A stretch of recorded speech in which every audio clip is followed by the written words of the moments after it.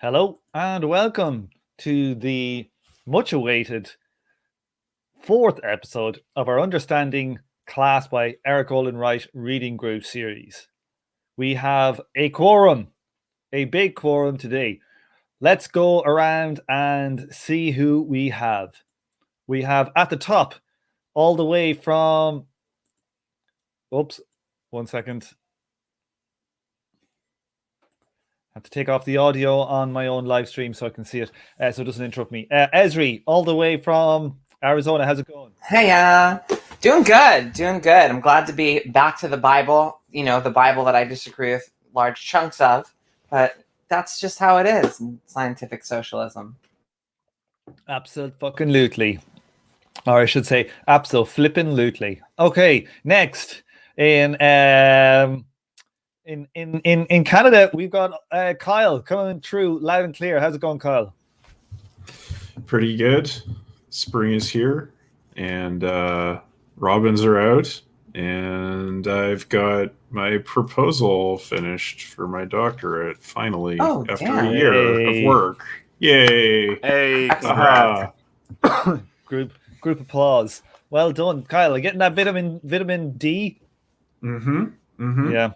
Let's do it. I was out today for a walk myself. Love it.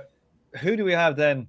Then next we have all the way from USA, Tiberius. How's it going?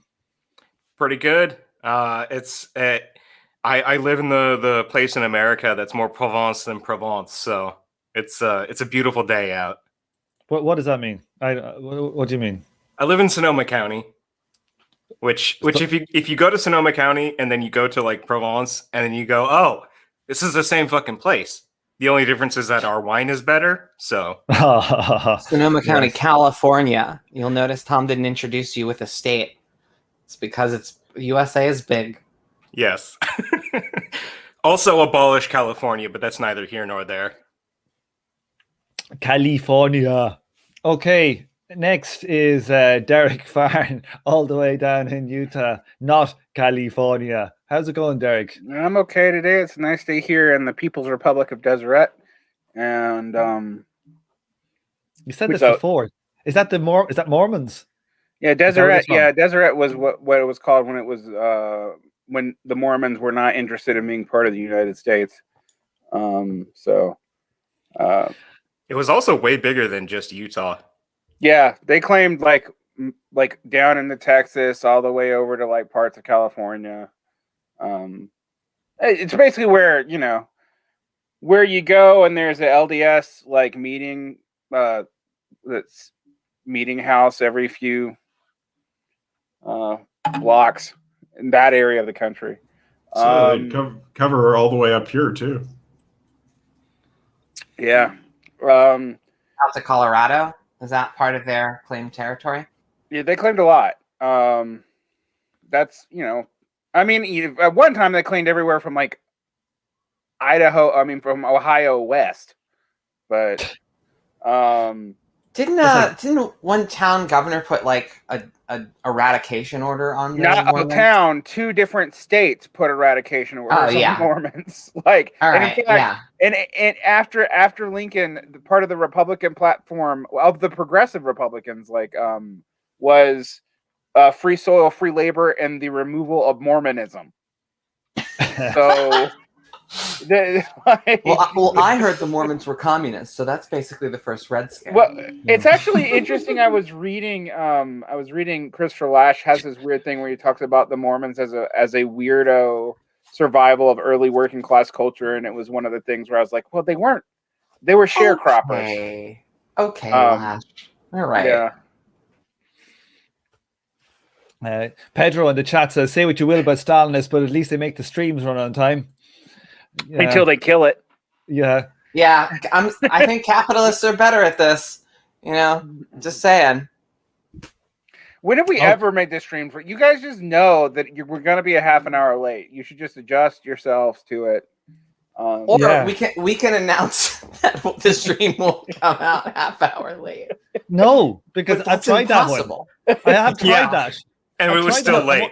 No, what happens is you all see it. and then you fucking turn up a half an hour later than normal. That's what not actually true. happens. I will still That get is up at true. the same time. I'll still get up at the same time. Yeah, we'll see. They I have did literally this to tried us. They did this to us in Japan when I was an exchange student there. It was very funny.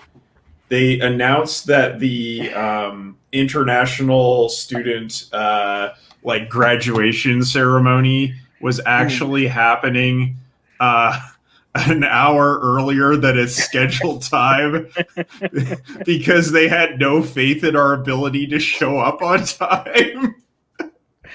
And it worked, and I was just like, it was shameful. It was deeply shameful.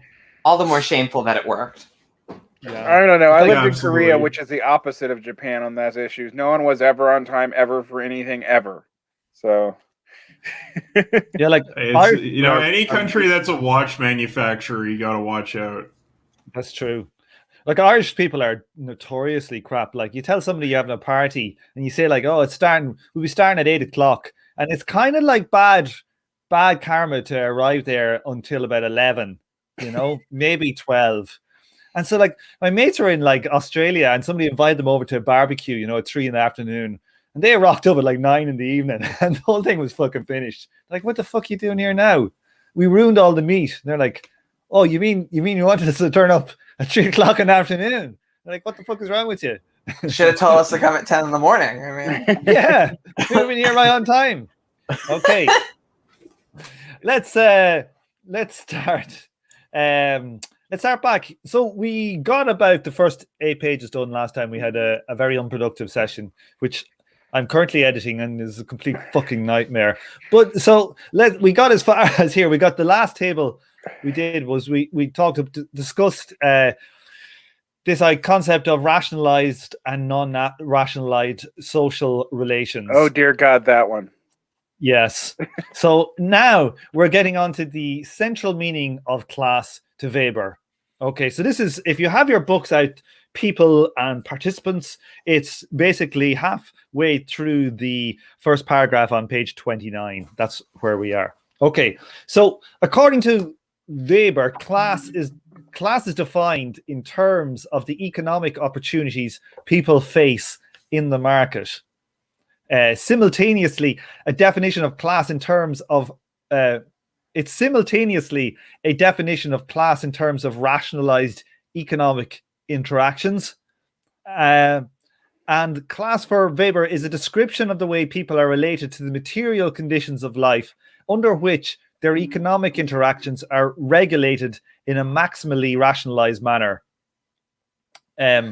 Finally, the emergence of a rural proletariat thus represents the transformation of forms of access to material conditions of life governed by tradition to one governed by calculation and pure economic interest. I think this is it. That last point is interesting because it rhymes with Robert Brenner. Yeah, I was thinking that, right? Yeah, I knew. I was like, I better tee this up for Esri to like. But like it is interesting because in England it is like the end of the peasantry and the beginning of a rural proletariat and wage labor in agriculture is like really is the beginning of capitalism in a way that leads to industrialization. So that's, and like Weber's not off. Like you could be a Marxist and come to the same conclusion pretty easily. Yes, we're dealing with just such Marxists here. When you said Esri that this was, you were just going to say this about Brenner, why? Give us a what did I say? Expand a little on that. Brenner is responding to what he sees as a continuity between Marxism and Adam Smith, where you have this sort of like teleology of commercialization. Whereas like Brenner is super interested in how in first of all in defining capitalism essentially in terms of like a market situation. He does this rational choice rules of reproduction I think it's to define capitalism. He uses rules of reproduction to define capitalism. And he really is very skeptical of some kind of grander historical causality bringing about capitalism, because when you look at the intentions of all the actors involved, like, you had a ruling class that for a while really had stakes in keeping things the way that it was, and you had a sort of deliberate political project, which is why this tendency is sometimes called political Marxism, a deliberate political project to marketize and to kind of redraw the incentive structures. I guess a proper Weberian would say that before, you didn't have like these incentivized rules of reproduction, and that they get invented here. I guess that would be the difference between Brenner and Weber here. This one here, where this point of Weber's, where class, he describes class as a description of the way people are regulated to the material conditions of life, under which their economic interactions are regulated in a maximally rationalized manner. Like, I want to hear somebody go off on this. Who wants to go off on this point? Like the point being is, like, that's quite a claim that it's maximally rationalized to have like workers and then parasites. Well, but rationalized is, I think in general, you could look at Weber as making like this point. It's not just ideologically, but the ideological point is familiar to Marxists, that instead of the great chain of being determining your ascriptive group or something, or you have a sort of humanist ideology that guides a reason-themed structuring of the economy. Right. So reason here is post hoc. It's to justify things that already exist, as opposed to it being the arbitrary capricious will of God or whatever. We're now arguing for efficiency being the reason why we are organized in such a way. But the old power relations, according to Weber, are still basically there. And that's why Weber ascribes a whole lot of causal power to Protestantism as the rationalization mechanism for a lot of things that used to just be like, God says so, shut up. So rationalization does not mean rational in even an economically optimal sense, except from the perspective of those who already have power, i.e. the capitalists and the aristocrats who depend on them.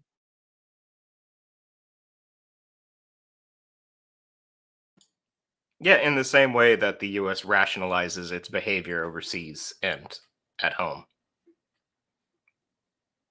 Post hoc, yeah, just like Derek said, post hoc justification of systems of power that need to now be argued for instead of just claimed are perforce natural.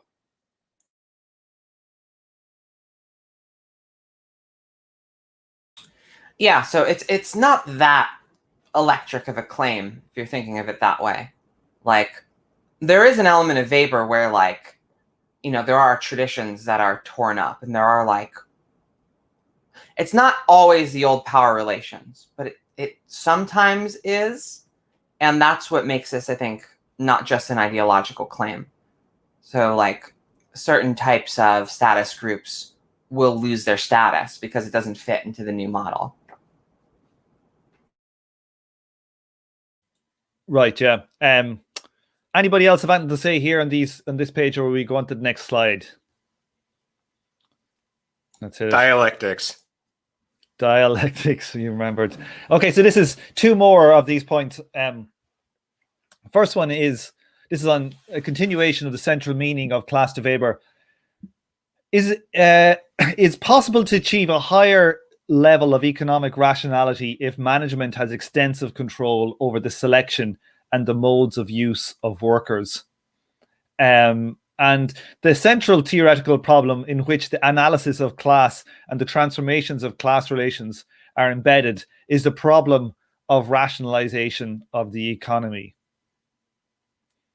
It is a very would you? I don't know. What would you say? Bureaucratic or something is the wrong word. What's the word I'm looking for here? I don't know. Yeah, I hate Weber. I hate this shit. Like, I hate this idea of like, like, so the first point here is extensive control of the selection and modes of use of the worker. So a higher level of economic rationality that kind of folds away so much, doesn't it? That hides. I know we've done some stuff on exploitation in Weber, but that hides a huge amount of other things. Well, there's a reason why like Weberians focus on management so much. If you're gonna talk about people who have managerial theories of capitalism as opposed to ownership theories of capitalism, they tend to come out of the Weberian tradition or the James Burnham tradition, and are both. And what's interesting about that to me is Weber sees himself as describing a tendency that was related to a monopoly capital. So he's not even like that deviant from social democratic concerns in the early 20th century. Like, this is consistent with Hilferding too. That the abstractification of capital ownership will require a intermediary class to step in. And that intermediary class it has an operant reason to maximize profits and to increase efficiency. Hence the development of a managerial class. The issue with that, I mean, there's many issues with that. One is like somebody's still profiting from this, even if it's abstractified. Like, and I mean, like when you think about I will say that if you look at like American corporate structure, for example, there actually is a way in which economic rationality gets worse under abstractified capital versus old like singular ownership capital prior to the limited liability corporation. And one of those is like you have a legal duty to your stockholders formally to always turn a profit, whereas like theoretically an entrepreneur could break even for as long as they had reserves, if they had a social reason to do so. And some did. It was rare, but it did happen. Now, ultimately, that's not economically rational, and capitalism would break down if everybody did it. Right. So you disincentivize that legally. And so, like, there are things that Weber's coming out of. If you look at the transition from 19th century capital, like pre-long depression capitalism to more modern capitalism, he's got some kind of point, but it also, where I agree with you, Tom, it obscures a whole lot because this is like a capitalism not only without capitalism, but seemingly with the profits being, I guess, somehow shared or something, and that's not what's going on.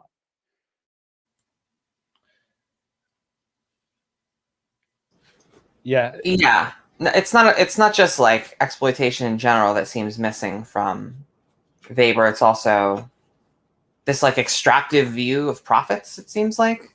I don't know. I kind of don't remember all those other like Weber quotes that we were reading back in the part of the chapter where he's like, well, I mean, Marx and Weber, they're not that different in some ways. I guess we're actually getting to the convergences here, aren't we? Yes. But yeah, obviously this chapter is called The Shadow of Exploitation. So many of the things that should bother us about Weber are encapsulated in that concept. The thing that doesn't bother me about Weber is the way that it shows that rationalizing bureaucracy and capitalist relations are essentially one fist of modernity. I do like, I think those are the more interesting analyses, especially when our politics is like market versus state or something. And it's just sort of this dance of like, I'm pro-market, I'm pro-state.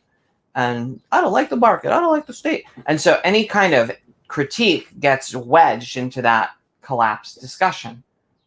If you can identify those things as more or less two sides of the same coin, and I would say that they are, especially because the most elaborate attempt to create a bureaucratic state in this fashion without capitalism just, had to turn to capitalism.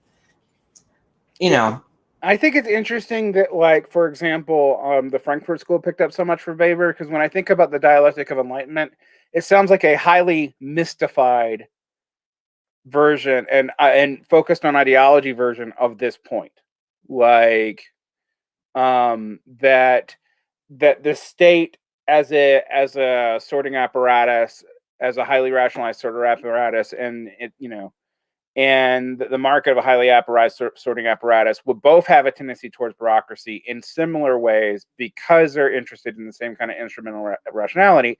What's missing is the whole profit motive for the whole thing. But like, it also makes sense of like why Marx was so insistent, particularly in the days of the First International, that we not forget that the state had a class origin and could never be seen as neutral, a la the Lassalleans or most Leninists now, a whole lot of MMTers, etc., and so forth. Just wanted to say that, like, there is that market versus state conflict, but I don't think like taking the Weberian point necessarily implies any kind of critical perspective on this stuff, because the centrists would agree, oh yeah, the market and the state are the same. They just work together, and it's just a matter of tweaking the knobs, and that's how you get the best capitalism. So that kind of Weberianism also exists out there. Yeah, not every Weberian is like Foucault, but then again, not every Foucauldian is like Foucault. I was about to say, I know a whole lot of Foucauldians who seem to read like the Panopticon chapter and like beat off to it. So yeah, yeah. I mean, Weber was conservatizing, from whatever high point of radicalism or something he had in the SPD. I'm using radicalism relativistically. So yeah, this is a voice of resignation in a way, but like when thinking about class as it is, like it's helpful to put those things on the back burner. But when I think about the monopoly capital theses and the financial capital theses around Hilferding and around like classical social democracy in Germany, though, it is amazing how much it does sound like just changing the word highly effective capitalism to highly effective socialism and replacing centrist Democrats with centrist social democrats, and like it's the same thing. That's the project. That's the goddamn project. It's that's funny now. When I just remembered there when you were talking that when I first started getting into Marx, I was back in Dublin and I was telling a friend of mine, I said, "Oh, I'm reading Marx, I'm reading Capital," and he was going, "Oh no, man," he says, "You need to, what you need, after you finish Capital, you need to read Max Weber, man. He is the real deal." And my mate actually is an Ulster Protestant. So looking back, it makes so much fucking sense. I rationalized why we own the land. I rationalized it. Oh, fuck's sake. Forgot about that. That's too fucking good. Too fucking good. I won't say who he is in case he listens. Okay. Let's go. We're going to the next slide, where we're getting into the kind of the similarities between Weber and Marx on class. Who wants to take this one? Esri, do you want to take this one? Yeah, sure. So, Weber and Marx on class similarities. Relational rather than gradational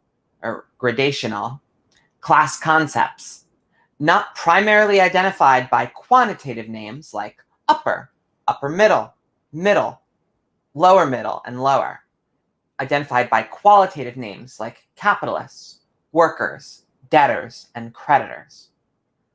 The centrality of property relations. Property ownership is the fundamental source of class division in capitalism.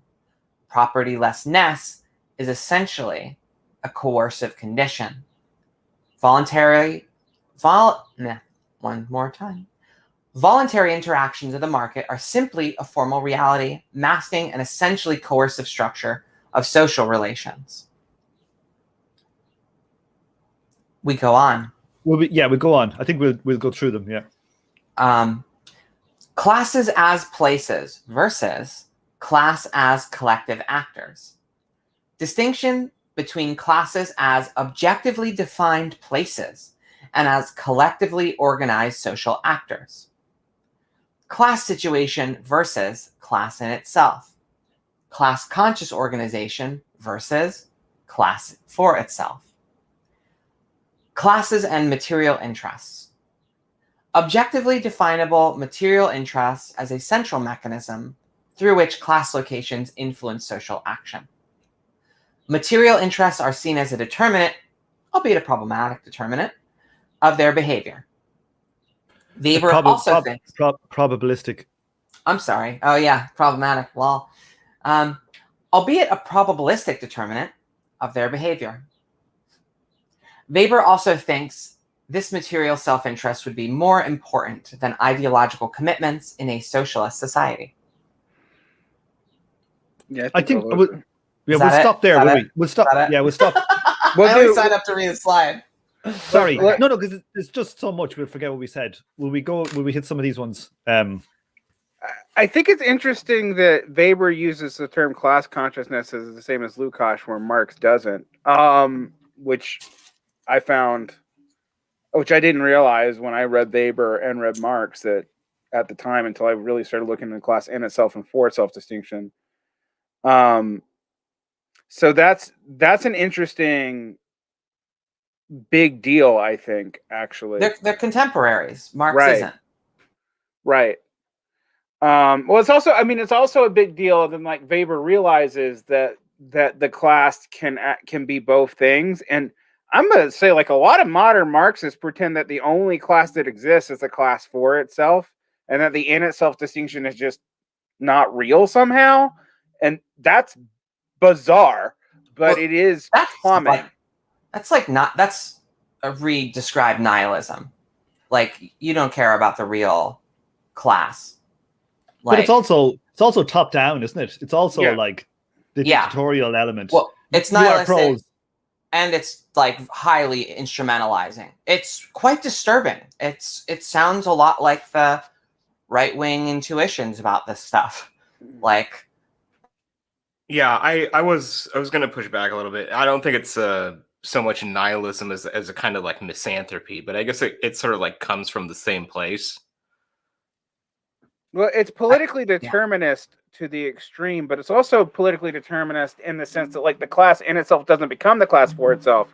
We, the people who know better, make the class in itself, class for itself, exist, regardless of what the class in itself wants. And that's, so that's not even, I would even say that's just that's like a naked power grab. And it's also a way of saying, like, socialism is whatever the fuck I say it is, regardless of anything else. But I do think it's interesting how weird that ends up making it does end up making, like, references to working class, petit bourgeois, and all this almost meaningless.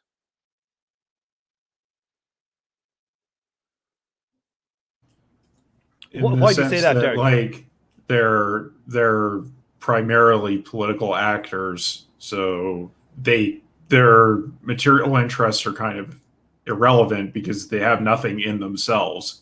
They're just forces in politics, right? Yeah, I mean, that it becomes like why focus on it even? Like, what was the point of Marxist analysis in the first place if the class in itself doesn't matter? Yeah, it's also especially antiquarian now that there's basically no formal fighting proletarian force. So this is a premise in the argument that there is no proletariat.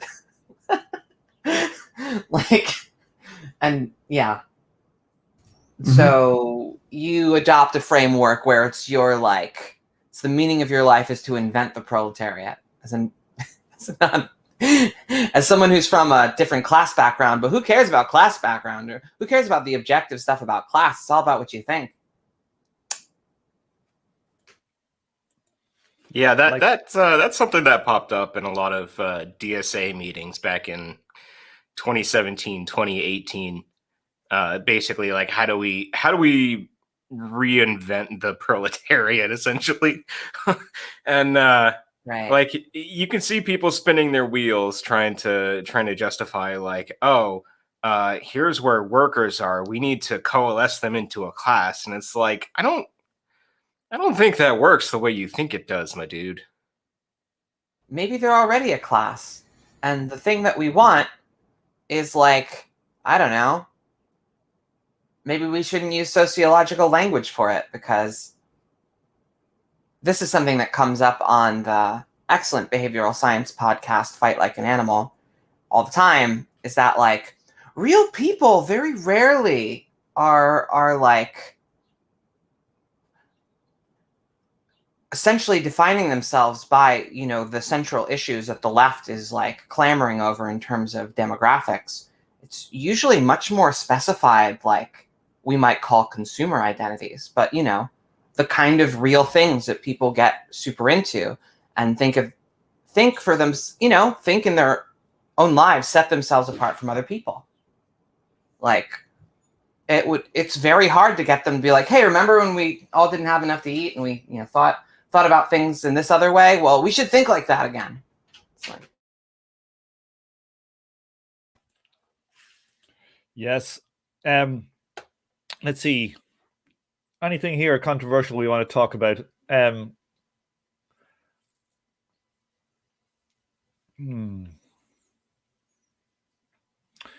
So we do you want to take the next little section here of similarities as well, Ezri? Sorry. maybe someone else should do it. Okay, I'll do it. Or Kyle. I'll do it, sure. So we have the conditions for collective class action. What are they, DSA? Please tell us. Maybe we'll find out from Weber. So Weber thinks the emergence of class associations depends on intellectual conditions, not simply the result of unmediated, spontaneous consciousness of people in disadvantaged class situations. Where class structures are experienced as natural and inevitable as absolutely given facts, class mobilization is impeded. The transparency of class relations facilitates class mobilization. Class mobilization is more difficult where there are lots of intermediary classes as opposed to highly polarized class structure. And modern capitalism creates the required kind of transparency for class associations and workers to be likely. So it's all pretty orthodox stuff.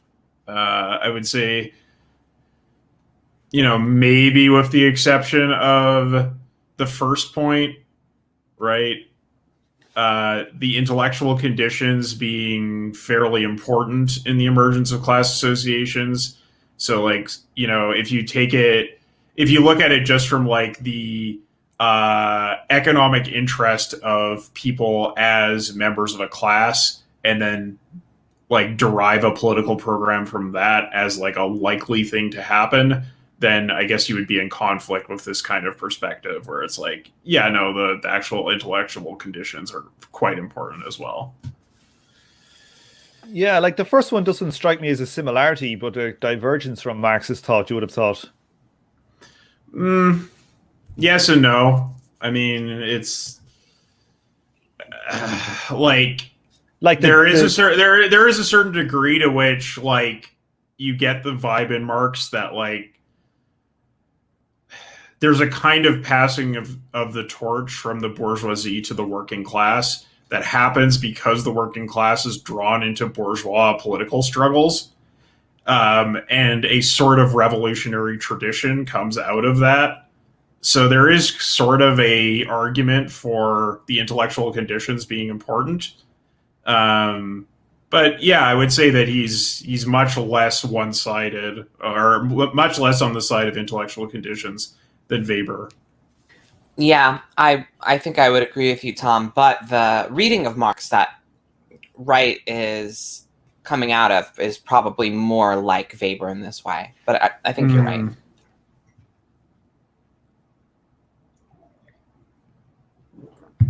It's certainly part of the Marxist tradition. At least the vanguardist tradition, right? Yeah, I mean, like all this stuff about shaping the class for itself. Like you see all of these discussions happening among the Bolsheviks in their like early period of activity, right? Like we need to invent the class for itself. All this kind of politically motivated discourse. It's there. Okay. Anything else here in this bit that I don't think there's anything else in the similarities that are that interesting. Anything surprising here for anybody before we move on? I mean, I don't think this is surprising, but like, this transparency of class relations thing really echoes Marx's point about capitalism being the first mode of production, where like the history of the modes of production is understandable, right? That point that he makes in like chapter 1 of Capital, I think, is definitely, you see echoes of it here and what's being said. Yeah, I also think the Weberian interest in private property is pretty significant, because when you talk to most socialists today, that is their bugaboo, right? It's not abstract domination of capital, or it's not even necessarily the reemergence of class relations in a non-market setting. It's, well, is there private property in it? No? Okay, cool. Yeah, I mean, for many people, they can argue for like state socialism on that basis, right? The government is Right, good. which is why we need the tripartite distinction of public, private, and common property. Yeah, and that's also why This is my bugbear that I will die on this hill for. public, private, and common copy. Well, I mean, a bigger distinction that Marx made was the difference between socialization and nationalization. So, Well, that was a huge deal. that's the point. That's the point he's making. Tiberius is making, I think, Derek. Yeah, but I mean, but public and private and common property is less clear. It's the same point, but it's like property held in common versus property held in public. I mean, I think this did sort of become relevant in the Russian Revolution, right? Where there's the debate over, like, should we socialize the land or should we hold it in common among the peasants? It was or should we make it state property? Like, those were all, or should we make it, privately held property? Like, all of those things were being debated at that time. When you say the socialization of the land, what do you mean? How do you distinguish that between what's in between that and common and state property? Well, it's common to society. It's not common to the villages as sacks of potatoes. Bingo. Mm-hmm. So you mean as in the village doesn't own it; it's everybody owns Yeah, it. because in Russia it was common, but it was common to the village, and it was managed from the perspective of the village, not from the perspective of society. Right. Okay. And, Yeah. And nationalization is from the perspective of the nation. The state. Yeah. So you have three different perspectives, and like, so common. If you imply common as like local municipal ownership or local community ownership, I actually oppose that. So. Yeah, me too. That's closer to kind of an anarcho-syndicalist kind of approach. It's more commons than socialization. Our feudal serf kind of approach. Yeah. Oh, yeah. Let's have it. Tiberius, I assume you agree with you're talking about socialization. Yeah, the commons versus public-private distinction it comes out of, well, mostly the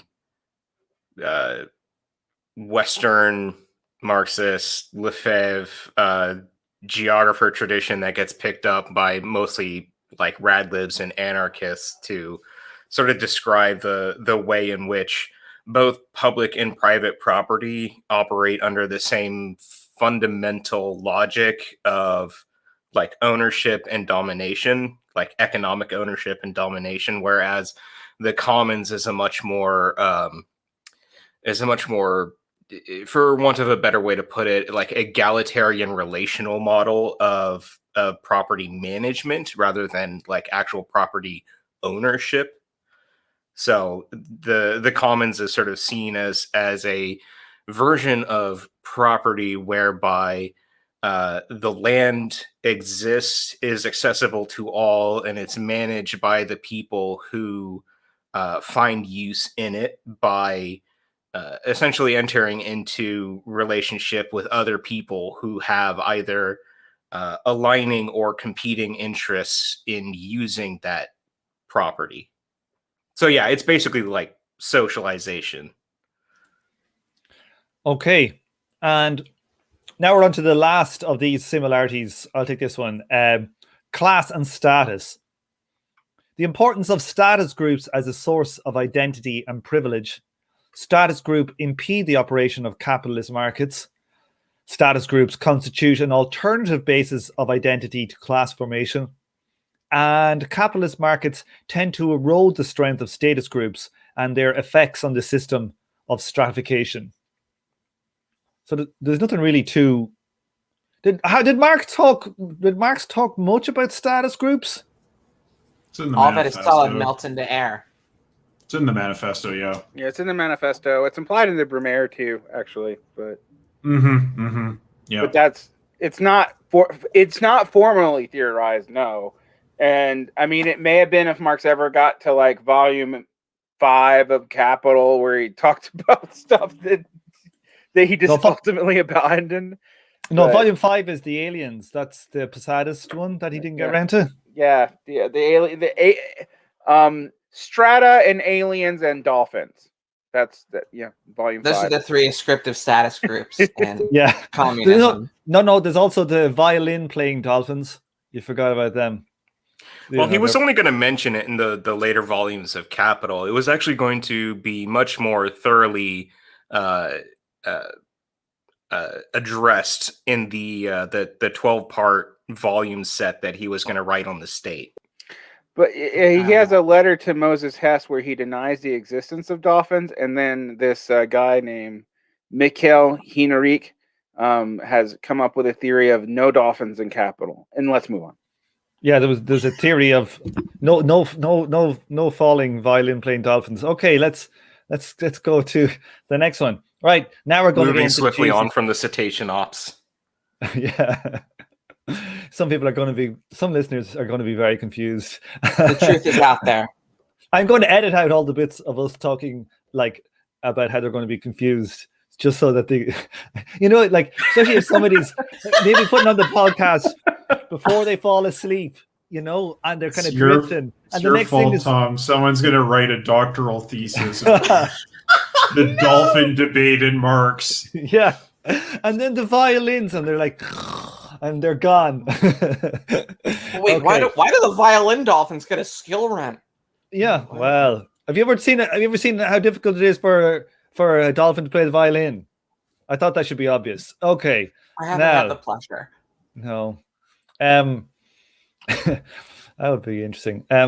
Okay, Weber. We're going to get into the juicy stuff here. Weber and Marx on class, the differences.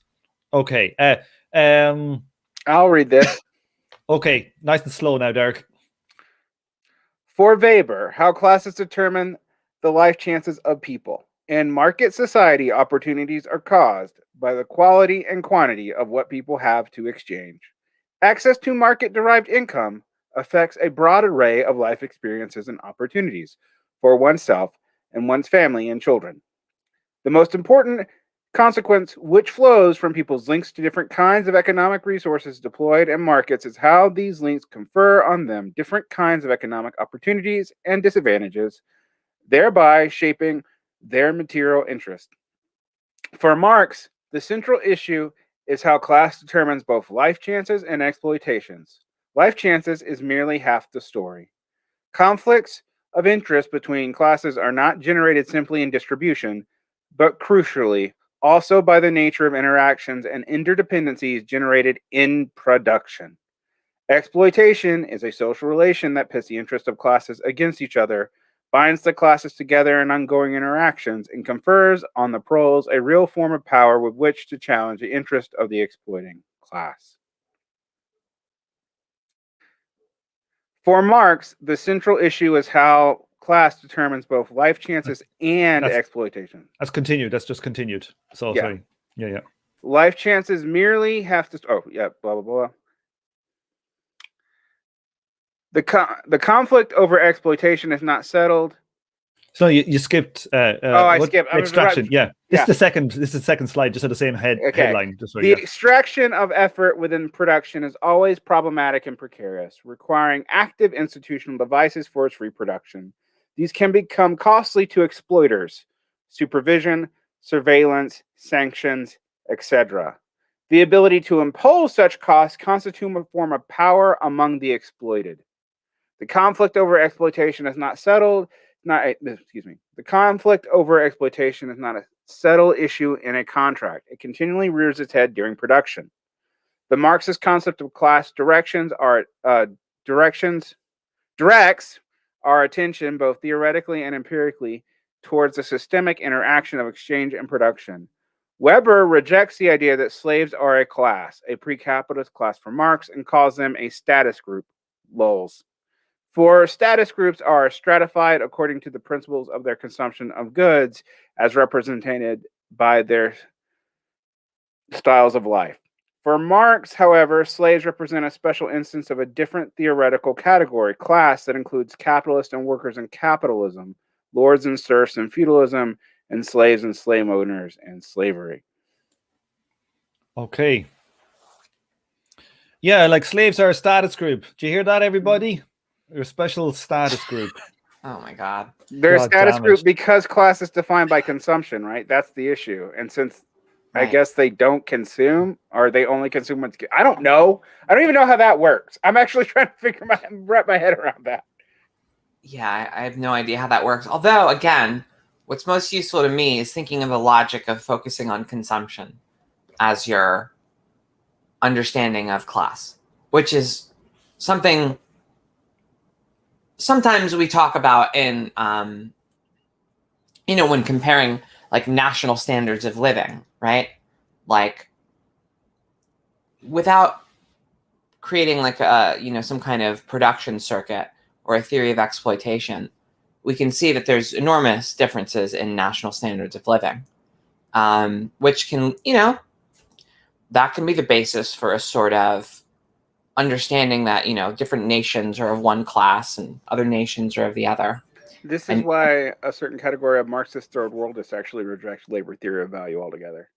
It's to hold on to a more Weberian concept about consumption of goods and pure extractive principles. But it's tied up as well in the whole idea, the concept of the social democratic view on what socialism is. Where they don't have an eye to reorganizing production relations, and they have management relations as their primary focus. Is that just social democrats, though? Because I feel like in the actual history of actually existing actual Marxisms, it all ends up being that. Well, I mean, like the SPD social democrats and then the Bolshevik counterparts, they both signed up to red bureaucracy management class kind of socialism. Mm-hmm. One was revolutionary and one wasn't. Sorry, Carl. I think I can take a stab at why Weber would think that slaves are a status group. I think it's because he associates status groups with pre-capitalist relations. And this is his way of saying something similar-ish to Marx, that slavery is, even capitalistic slavery is ultimately not that rational for capitalism. And that it will be replaced by a market-focused class system. I think that's what he's saying when he's saying that they are a quote-unquote status group, which is basically just they're part of the old order. Yeah. And I think on that point, it is a difference with Marx, because Marx recognizes the existence of capitalistic slavery, which I think Weber would probably see as just a remnant as opposed to like an actual germ and core to the development of capitalism. Which many Marxists see slavery as a non-capitalist remnant that needs to turn into capitalism, which of course has, specifically wage labor. Yeah, it's weird because you don't really get capitalism without slavery. So, like, if you actually look at history, the sort of like Uno school, ultra abstract version of capital doesn't include it, but actual historical capitalism definitely does. Mason in the chat says that 55 Weber Economy and Society 928. I presume there's a page number.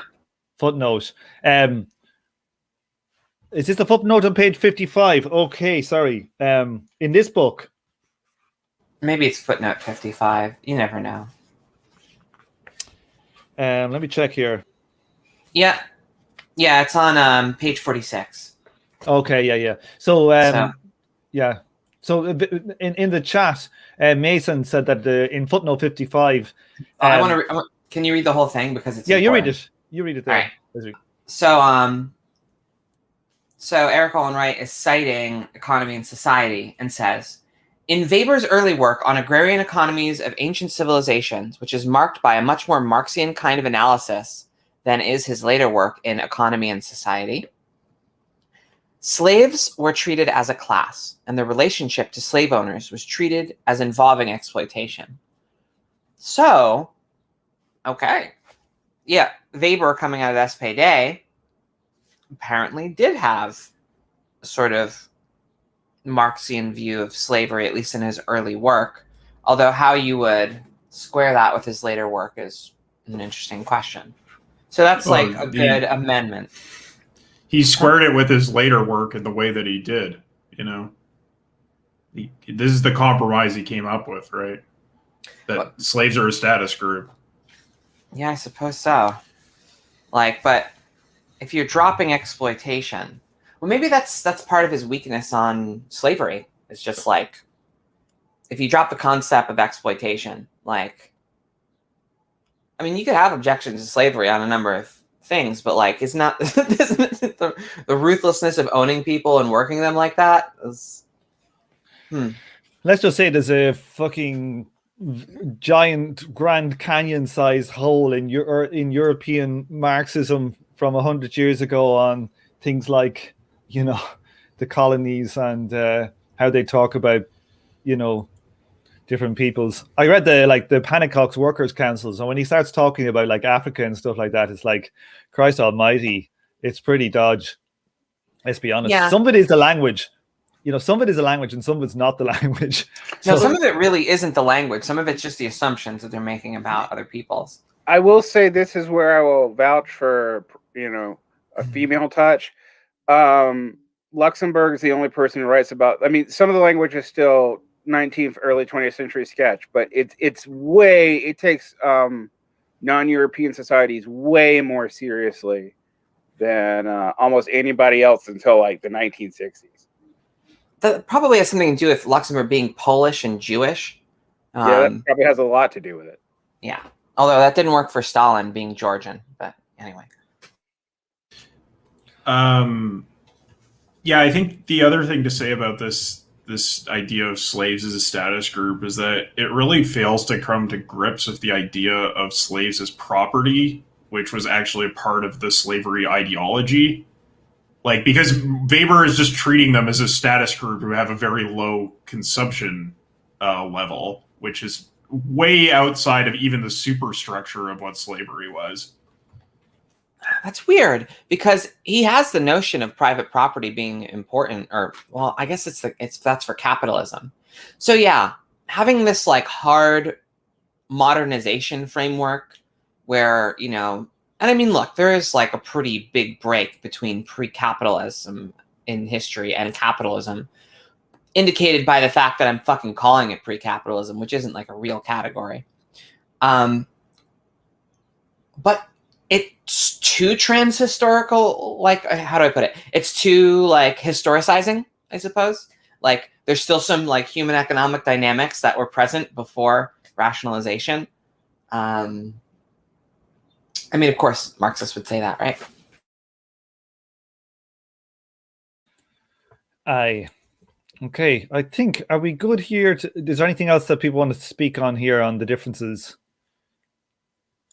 Well, and I think the other part of it is in that we're talking about with the status group as the ability to the level at which you can actually interact with the market. I think there's a bit of that makes a kind of subjective sense in a way, because that's how most people like understand their economic position.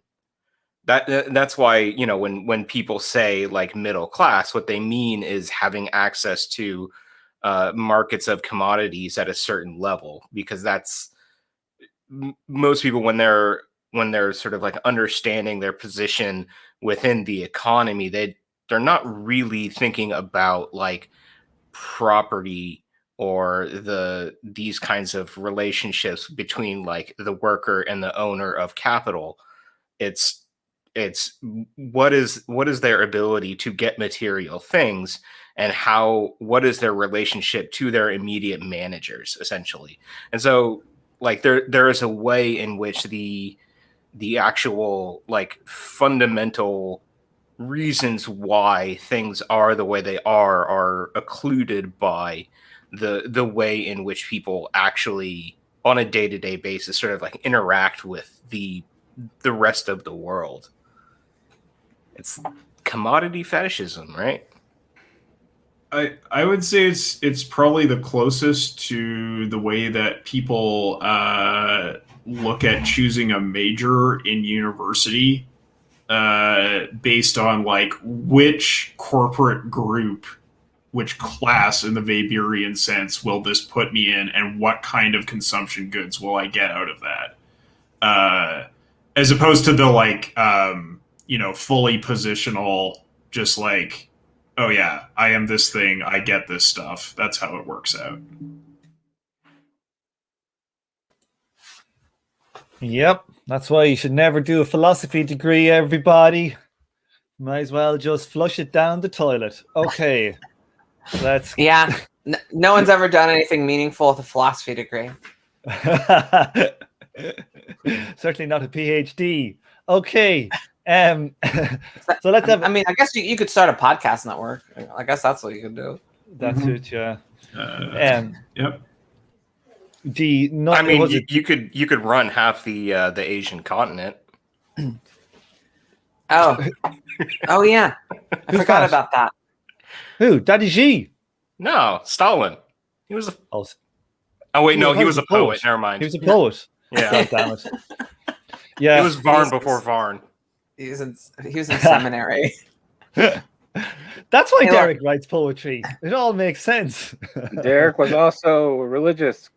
Oh my God. Proto-clergy at one time too. So from Georgia.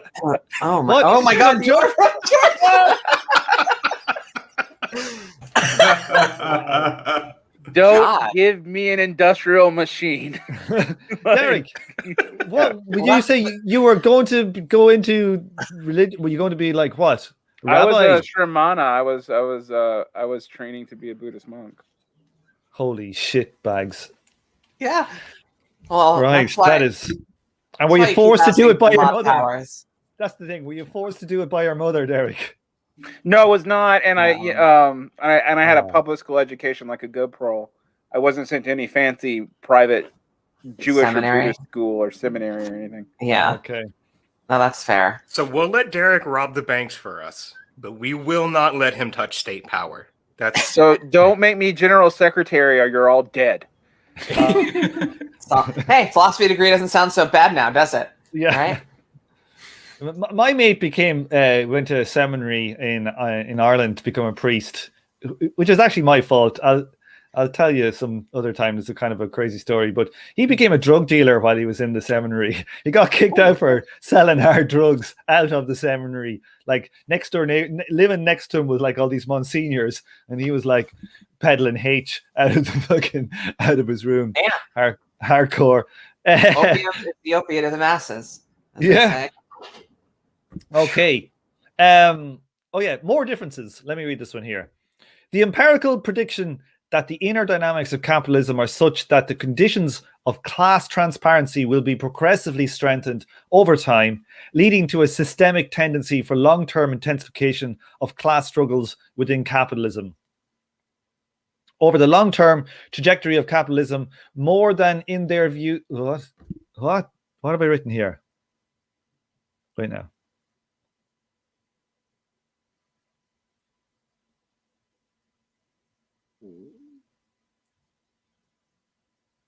You're saying like, okay, there's this empirical prediction. It will happen over the long-term trajectory of capitalism more than in their views about the conditions within capitalism that are necessary for the emergence of a class-conscious, organized working class. So I think you're saying like this is a long-term tendency rather than the organizational conditions that are necessary to get like class consciousness for Weber or become class in itself. So they disagree about the likelihood of the conditions coming about, but they agree on the conditions. Okay, yeah. And finally, Weber believed the development of capitalism was producing a much more complex class structure, less vulnerable to polarized struggle. Yeah, there you go. Yeah, so they're like, this is the like this will be answered by history at this point. I think some of the other stuff is much more us able to look at, existing class relations and the functions of our society and come down on one side or the other. When it comes down to like this is the big if for 21st century communists. Will we see the reemergence of a class for itself? Are the conditions underway in, say, developed capitalist countries towards class for itself dynamics? Or are they going to just be, a class in itself? I will say that for the period that Weber is writing about, and, for the period that Marx is trying to predict about, Weber is correct, right? Like, it strays quite a bit from the naked class situation that that's Weber's term for the polarized class struggle, and ends up with a lot of gobbledygook in the middle that make it pretty hard to have a Manichaean sort of class conflict view of the world. In the 21st century, we might see something else, but at least for the period that the thinkers in question are talking about, this is a check in Weber's column. But like, going kind of slightly against that, would we not say that like even the time of Weber is about that, like even Germany was like had huge peasant population? What was the peasant population in Germany around the turn of the century? Was it 50%? That these dynamics weren't even like as developed as they weren't even that developed, such that like the proletariat would actually be able on their own to really do stuff very well. Or am I being... Weber isn't talking about the pre-capitalist situation. He's talking about like full capitalism, as capitalism configures and reconfigures and gets its hands all over society. Marx assumes not just a long-run tendency, but something more imminent of proletarianization, of liquidating the middle classes. Right? And while I think Marx is probably correct in the long run, for the period of time that they're talking about, Weber's right. Does that make sense? Yeah, it does make sense. What I would say it's interesting though that we're hitting on is that Weber is still not dealing with the fact that the peasantry was lingering on longer than it should have, and no one seems to have been able to deal with how fast the peasantry seems to dissolve. Because that's another thing that people like when the peasantry dissolves in a country, it like dissolves seemingly in 5 years. Like, let me give you an example of that. In you want to take a place that had a peasantry and industrial and still had an industrial center like Italy, right? Italy still probably was like southern Italy was still probably 40% peasantry as late as 1970. But between the 70s and 80s, that completely like by the to put it in lefty nerd terms, by the time Apparismo started to the time autonomia became a buzzword in English speaking countries, there was no peasantry in Italy. That's So what, fast. like That's between 5 and 15 years. So like from the 50s No, to from the 19 no, Apparismo is a very specific thing that only existed from like 1963 okay. to like 1967. Yeah, I always And forget which decade Apparismo is in, you know. right, and then so between the beginning of Apparismo, which is a very that window is small, It's like structuralism. There's only like a few years where it matters until it collapses. right. Digging someone in the chat. Where by the time that autonomia becomes studied in English is like, let's say the 80s, when like Nigiri runs away from Italian law courts into France. So that's 15 years that the peasantry and everywhere in southern Italy, but maybe Sicily, just completely dissolved. So like that's in historical traditions, that's half a generation. That's incredibly fast. Or look at that. I mean, even look at India right now. India was like 80% peasantry until basically a decade ago, and its peasantry numbers cut by half like every 5 years. It's incredible how fast that's happening, and that's in a place that's developing historically really slowly compared to like China, where there's still like, I think there's like 10 or 15% peasantry left in China, but it's very, very rare. I mean, it disappeared. It went down to that very quickly. Tiberius, you want to say something on that? You know more about India than I do. Yeah, I was gonna say, so my dad's from India, and so we go every couple of years, or at least have traditionally. And starting from about the 90s, like when we would go out and visit all the family in the like who are living out of the immediate sort of urban core of whatever region it's in, you're basically going out into a lifestyle that would not have been out of place like 100 or 200 years ago.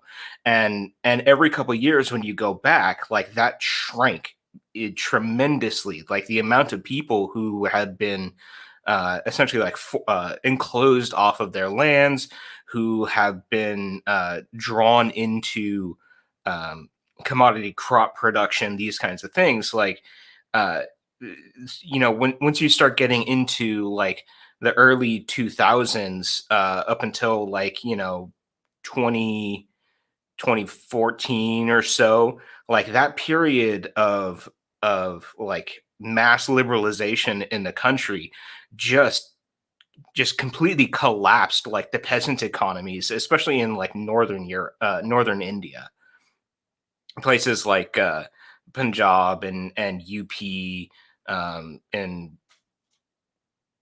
like it was tremendous. Just like every couple of years you go back, and everything seems to be changing dramatically. Like from my dad, who was born in the 50s, it was incredibly stable. The sort of like peasant countryside proletarian city side That was an incredibly stable situation, like basically up until the late 90s and early 2000s. Yeah, I think you see that same phenomenon everywhere. Like, I think the same happened in Ireland. Like, I think when my father was born in the 50s, sorry, the mid 40s, it would have been quite similar. You would think Ireland was a dominant peasant country. And then, like, within 20 years, it's one of those things where people, I think it's like when people, when they're growing up, they know they're not going to stay on the farm and work on the farm. And then all of a sudden, a whole generation will just poof, be gone. It's like there's just like a structural collapse. Okay. Next, the shadow of exploitation in Weber. Unless anybody wants to go back to a previous point. Kyle or Tiberius. Tiberius, how do you feel about reading these ones? Tiberius. Yeah, I'll read it. So we have the shadow of exploitation in Weber. So Weber's definition of the concept of class says nothing about exploitation, but he does touch on the issue in places. How he deals with the problems generated by exploitation reveals the inner logic of his general approach to class. The problem of the performance and appropriation of labor effort within the production, primarily as an issue of work discipline, the quote-unquote incentive to work and economic efficiency. Quote, raising piece rates has often had the result that not more but less has been accomplished in the same time because the worker reacted to the increase not by increasing, but by decreasing the amount of work. I'm assuming that means the increase of payment per piece. Yeah. Yeah, that's an interesting like. Yeah. Shall we keep going here? Do you want to? Yeah, keep going, and we'll deal with them at the end. Weber Weber concludes the technical problems of worker productivity can only be solved when the laborer adopts the Protestant work ethic that generates a moral imperative for them to expend a maximum of effort. Labor must be performed as if it were an absolute end in itself. Weber cites primary conditions for optimization to occur: the optimization of aptitude for the function, the optimization of skill acquired through practice, and the optimization of inclination for the work. Weber cites a variety of conditions for indirect compulsion to be effective. Employers have a free hand in hiring and firing workers. Workers lack both ownership and control over the means of production, and workers bear the responsibility for their own reproduction. Let's stop it there. For there's a good bit there. Like, tell us again now how like Weber was in the SPD. Can somebody explain that? Like, this is like a capitalist manual. Is this not like an MBA manual from like fucking Harvard here? I think there is a critical bone in Weber's body, but it's very much like the liberal Foucauldian, where you're like, damn, society's an anthill. Shit sucks. Oh well. Like, it doesn't have the fighting spirit of Marxism. It has a resigned spirit of knowing how society works and being sort of like proto-structuralist about it. Like, yeah, what you gonna do? Like, that's how he's in the SPD. He's part of the revisionist current. And, there's... Yeah, exactly, yeah. Yeah, the revisionist basically what Weber's talking about is that this is the way that society is structured, and expanding the material output of society requires these kinds of things to happen. Where if under capitalism, the worker doesn't have a compulsion to continuously expand material output because they don't see immediate benefits from that because there is exploitation happening that is continuing to siphon off that material output, then why would the worker not then like get what they need to feel comfortable and just sort of like have more time to sort of be themselves? There is an issue of incentive that Weber is I think correctly identifying in the way that capitalism operates, and he's just kind of stopping there and going, okay, well, we want society to have more material things. What do we need to do in order to get that? Yeah, I mean, it's I don't know. basically- We've had a couple of discussions in the Discord about that kind of thing. So like Lol. it's not like it's a closed issue for a lot of people. Well, I was going to say these are all the same points that the IMF restructuring plans made for post-communist societies, right? It's literally like point for point. It's the same thing. It's the points that the like neoclassical socialists came to in the Eastern Bloc, the socialist economists, when they became market socialists, and then they started to think through this stuff, and they just basically came to Weber's points about, yeah, this is how we optimize a market, is we include all of these things. Maybe we reduce the indirect compulsion a bit, but like, come on. This is a market, baby. You gotta deal with it. Baby. Yeah. And We gotta- Vader's right. This is very much like, at least in the terms of like instrumental rationality and optimization, kind of flowing directly from instrumental reason. I can take a math course on optimization, and before even getting to its applications, like it's actually fairly abstract and has this very direct plug-in into class domination. Like, he's not wrong about optimized management. It's just as a replacement for a theory of exploitation is where it's really suspect. It's also like, in the post-communist debates, it's sort of like this returning to this is what is an answer to the Leninist idea of perpetual heroism. Just like pushing everyone through collective spirit. Let's like hype everybody up, etc., etc. Like this, it's like, yeah, you could try that, but it doesn't work. And also, like, this is just way more effective. So, like, why don't we just go back to these like core liberal principles of how capitalism works and how it's the most productive thing ever? That's the fucking goofiest shit about Leninist ideology is when it picks up on not just like anti work, but like pro work. Like, be like Joey Stakov, who comes into the office on Saturdays, like, kind of stuff. I don't know. Yeah, you might as well just do Protestantism instead. Like, you take the Protestant work ethic and you cut out the indirect compulsion. Yeah, right? Yeah, and you just have direct compulsion, right? Yeah, direct compulsion plus Protestant work ethic, right? Oh, God. Plus electrification equals communism. And like, obviously, like, Weber was not really right about Protestantism, but like his sort of theoretical points still stand about like these are things that are conducive for capitalism to work.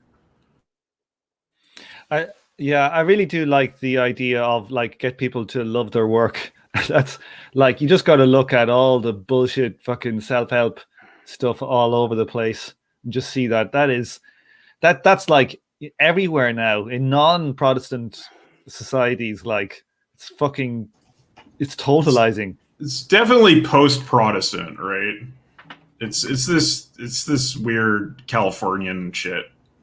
Yeah, I was gonna say there was a discussion somewhere in one of these circles about like why tech companies have all the frou-frou bullshit that they do, and a lot of that is just making adding frillery to what is essentially like a hyper exploitative system in order to make people to incentivize people to essentially give their entire life over to the company.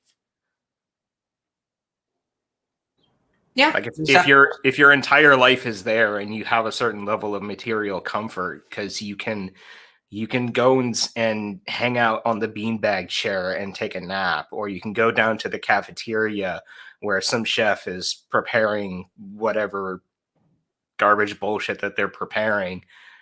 You never have to leave. And if you never have to leave, well, you're already at work, so you might as well get some work done, right? Okay, Kyle, would you take the next couple of slides? Yep. Okay, so we continue the shadow of exploitation. Workers having some control over jobs restricts the rationality of production. So, if you have like shop floor management, that's restricting the rationality of production. Weber argues that the problem of getting a technically rational level of work effort from workers who control their jobs, job protections, or if they're unionized, etc., is similar to the problem of getting work effort from slaves. Lol.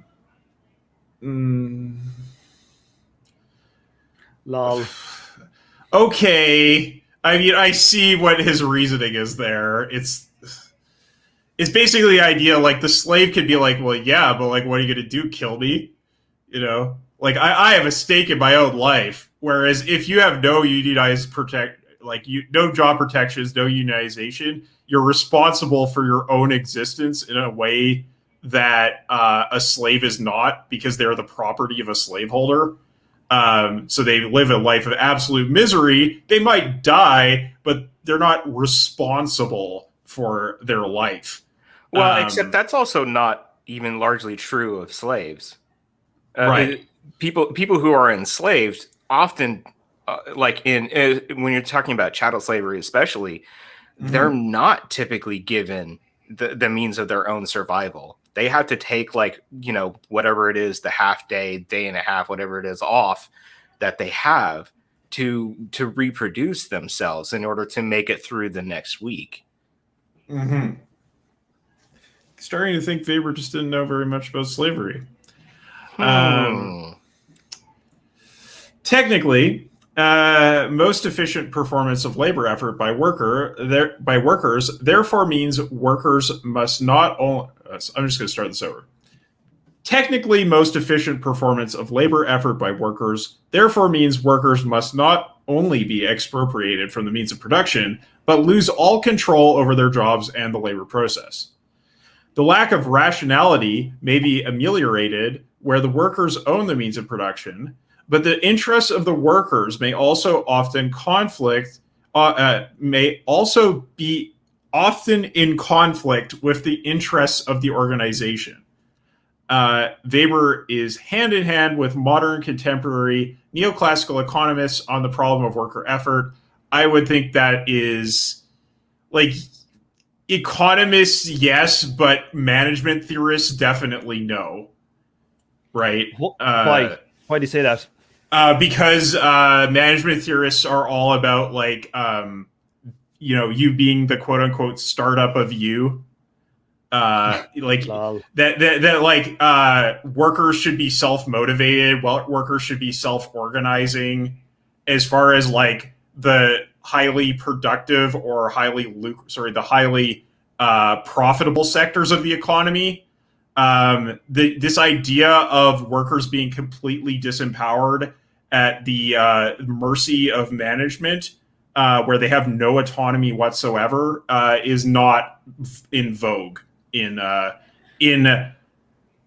sort of the popular end of management theory, as opposed to the how do we organize Walmart side of things. Right. However, this is in lockstep with Taylorism. Like, yeah. No, for sure. I think this rhymes with Taylorism quite a bit. But just the claim that Weber is hand in hand with modern contemporary neoclassical economists. It's like, yeah, that's true. Like, for all the reasons I just talked about with like the post-communist thing, just there is a split in management, neoliberal management theory that is very different from this. Yeah. No, But like finance is different than economics. Like, there's so many arbitrary splits. Yeah, right, but like, right. Because in order to make that kind of like hyper alienation of the worker to their work, like function, you basically have to strip anything about the work that sort of requires the human to be anything other than like a very basic automaton. You have to take the skill and sort of craftsmanship out of the work in order to make that possible. Because if you have people who do have a kind of skill and craftsmanship, then like alienating them from that in that extreme a manner really does not work with like the actual output of anything that is sort of like worthwhile to the capitalist system. Like, as well, what you're talking about there, Kyle, with that kind of split is like that type of management theory is really built around organizations whereby they have creative workers trying to create something that is essentially something that they can put a fucking patent on, Yep. And that's why they're getting like the most skilled creative people. So it's like a management theory for a different style of work. Yes. And it's something that filters out to society in general because those are the most desirable jobs. So people try to get into those jobs. So they try to adapt the mindset of those workers. But doesn't mean that they actually get to work under those conditions at Walmart or Amazon or whatever, Exactly, yeah. Unless you're in headquarters. But even still, like, if a guy I worked for, was my boss one time, he used to work for Amazon and in like, head office-y type stuff. And they worked, he said the hours were incredibly long. So there's nothing to do with the number of hours worked. The number of hours worked should be just as much as is humanly possible for like all the reasons Tiberius brought up. Like, you should live at work, you should sleep there, you should bathe there, you should just dedicate your entire life to it. But you should be like self-motivated, entrepreneurial, at the cutting edge. When I worked for Ericsson, I used to sleep. I used to sleep at work, but that was usually during work time when I was like really hungover. So what I do is there was like a disabled toilet on the second floor of my building, and nobody ever went in there. So it was always spotless, and it was quite big. So you could go in, you could lie down on the floor and sleep for a few hours. It was fantastic. This is the kind of irrationality that comes when the workers own the means of production. Tom, get in the way of progress. Yeah, it's interesting. Rigmarole. It's interesting here that the fifth point here about the interests of the workers, where they own the means of production, may also be in conflict with the interests of the organization. Like, this getting to the problems with market kind of socialism, like co-ops. Or co-ops. Yeah. Mm-hmm. And like, unless you break the value form and that whole stuff up, which we're talking about in the principles reading group, the ownership by the workers of the means of production is no what's that word? Panacea. Okay, Kyle, last 2 points on the shadow of exploitation. All right. Okay. Weber does acknowledge rationalization has perverse effects that systematically threaten human dignity and welfare, particularly because of how it intensifies bureaucratic domination. Nevertheless, he did not treat this problem of extracting work effort as central to the class relations of capitalism and the conflicts of interest that those relations engendered. So this is like his side gig, like talking about like the conditions of labor management is like not the core of his theory of class conflict in capitalism.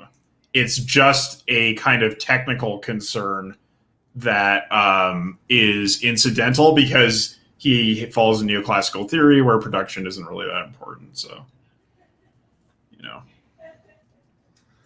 It's all kicking off in the chat here. Permaculture is getting diced and sliced. This is the shadow of permaculture in Weber's slide we need for Derek here right now. Don't think he's even hearing The it. shadow of permaculture. I'm here. Yeah. Okay. Yeah, Derek out here disrespecting my permies, and I will not stand for it.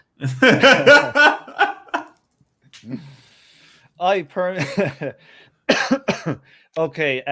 I'll tell you a story on another time about how I worked with a collective called the Green Triangle Collective, who had a weird mixture of Chavismo plus green permaculture could solve everything, and now they're basically just liberals. So, you know. So you mean they're hippies? Yeah, well, anarcho hippies just become hippies. Yeah. Or they're just hippies. It's a circle of life, Derek. That's proper systems theory, Esri. I like it. Proper systems theory. Hey, the function of something is what it does. Oh yes. Hey, Sonoma County is like a storage locker for freeze-dried hippies, so I know. So what it is a way for hippies to have NGO jobs. Like, there's a lot of that.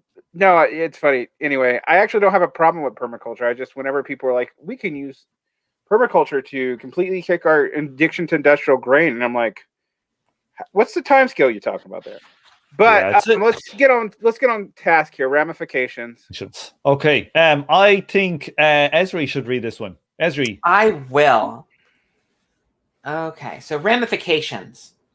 Explicitly linking exploitation to the concept of class changes the way class conflict is understood. Exploitation infuses class analysis with a special kind of normative concern. Exploitation draws attention to how class conflict does not simply reflect conflicting interests over distribution. Exploitation emphasizes how the owners are dependent on the workers for their own well-being and the ways in which the workers have capacities for resistance that are organic to the class relation. Exploiters must seek ways of responding to resistance of the workers that reproduce rather than destroy their interaction with the exploited.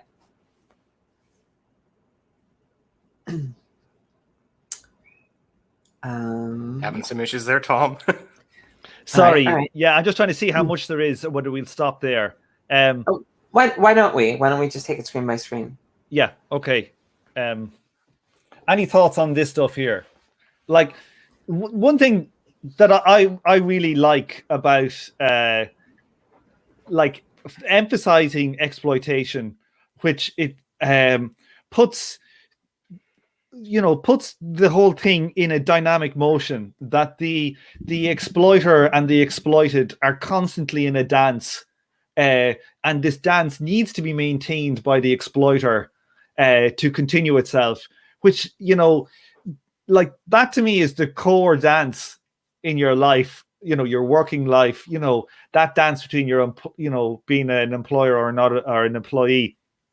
And, to say that, to put the emphasis on your consumption as up above and beyond what, above and beyond this core, like, day-to-day interaction of exploitation, seemed to me just to be a great mistake of analysis.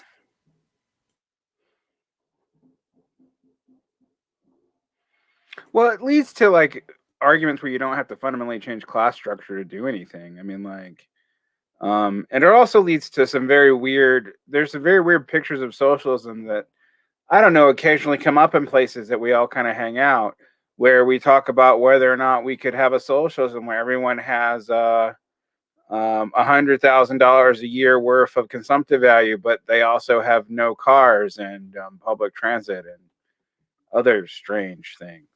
Not that any of the things are strange, but like that being your primary dynamic is strange. I I do think exploitation is like the theoretical and like normative heart here. And normative might strike people weird, but like Kant was in the air when Marx was writing, and one of the phrasings of Kant's categorical imperative is to always treat people as ends and not as means. It's really hard for me to look at an anti-exploitation ethic and not see a family resemblance. So I'm rather comfortable with the normative dimensions of this. But what I like so much about this is that, yes, the normative dimensions are present. But the theory of exploitation in itself it has a contribution completely aside to that. Indeed, there are quite chilling, sort of Stalinist views of exploitation where certain forms of it are fine because we're in a historically necessary stage or something. But the theory itself is or the sort of, the basic structure of the theory is really where Marxian analysis is different. When the concept of a fair wage is a contradiction in terms, that's just different from liberal analyses. That's a fundamental break from distributional analyses. It's it's everything that Marxists think it is in a way, and more. But when you see Marxists talk about which society that they uphold or something, you realize that a lot of people have asterisks and are willing to accept certain forms of exploitation or define them away, or it becomes rather complicated, honestly, to see how to get out of exploitation. And nobody exemplifies that better than people that say that they're against it and what they end up standing.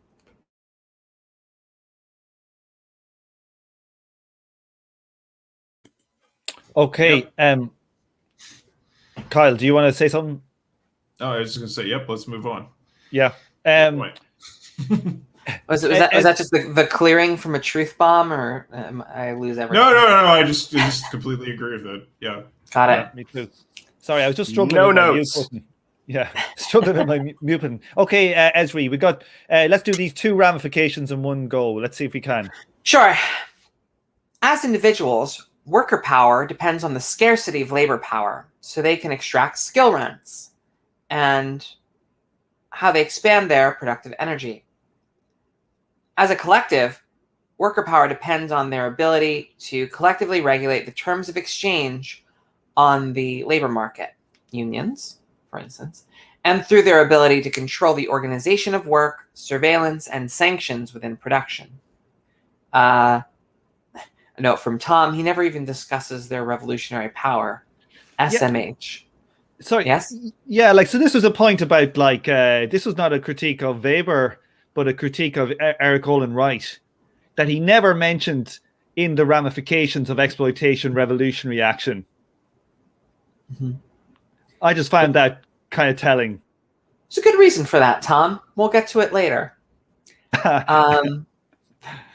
Instead of understanding the capacity of workers to control their own effort as a fundamental source of class-based power available to workers in their class struggles with capitalists, Weber sees this control as one of the obstacles to forming a fully rationalized economic order. Importance of understanding how the way one theorizes the concept of class directs attention towards different kinds of normative agendas. Wright claims that undoubtedly more self-conscious than Marx about Wright claims that Weber is undoubtedly more self-conscious than Marx about trying to keep his values from shaping his conclusions. Weber admitted he had values, is I guess what he's saying. So Weber's preoccupation with technical rationality in the workplace is very much in.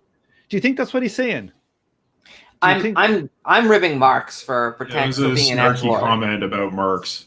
Yeah, Marx is like an anti-moralist that's like, I don't have any morals. Also, everyone should have like equal dignity in a communist society under the sun. But I'm not a utopian. Like, No, absolutely, absolutely. But like, I totally agree with you. Marx is like, Marx tries to like keep any kind of a moralism out of his stuff, but it's there in what you focus on in some extent. and you can't get rid of the normative. No, you can't get rid of the normative, but Marx talks like you can, and part of what makes his normative impulses so strong, and yeah, they do sometimes affect his ability to like predict how things are going to unfold. Like, there's a number of times where that happens, and part of it is because it barely admits that he has normative commitments. The only one he'll cop to is freedom, and you could probably define that away somehow if you wanted. But like, yeah, I don't know. I think it's because of the way Marx is an edgelord about morals, because of the intervention he was trying to make in, socialist theory. But I also think he conflate if the thesis on Feuerbach, thesis 11, tries to make the Hegelian argument that you ultimately can't make an is-ought distinction, and right.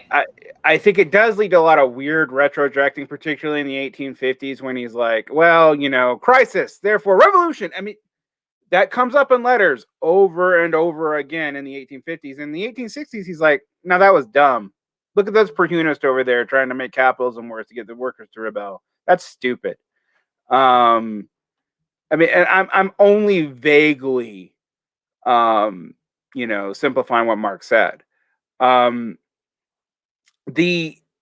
issue though is like, I don't know. I think, for example, the reason why he won't cop to a lot of those things is like, when you talk about equality, it's mystified. When you talk about all these moral virtue notions, they're highly mystified in the way they're actually used dishonestly.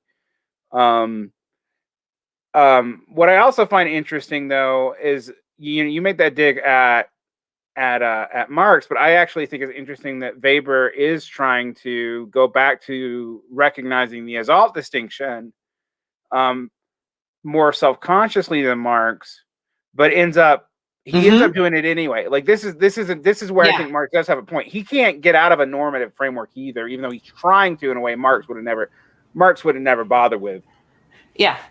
Marx. No, I would agree with that too, and that ultimately, like, it's hard not to read Weber as sort of an instruction manual instead of a real critique.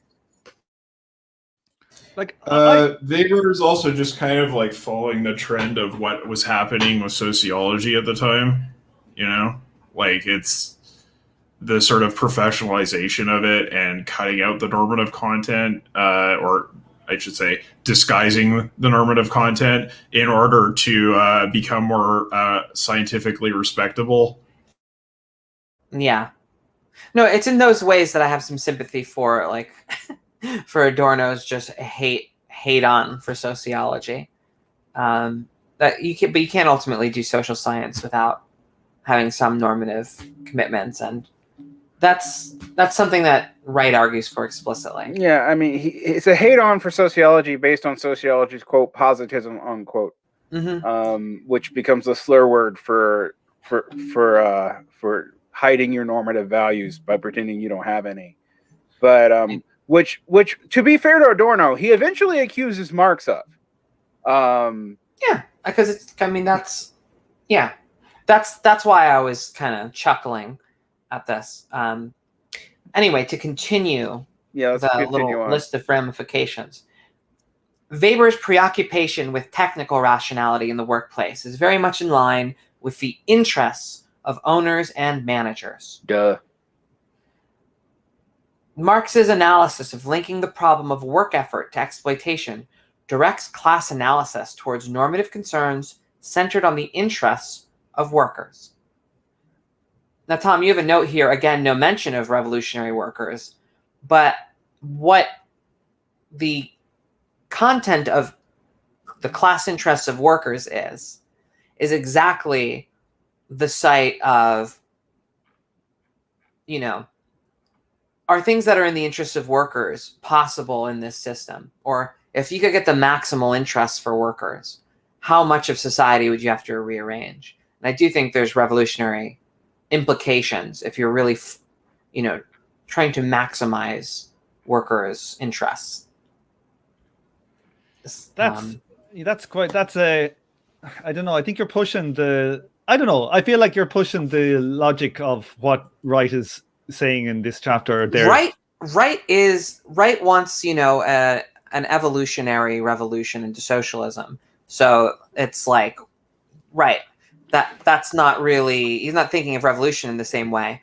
But I do take this sort of class interest framework on, and that's more or less the way I think about it.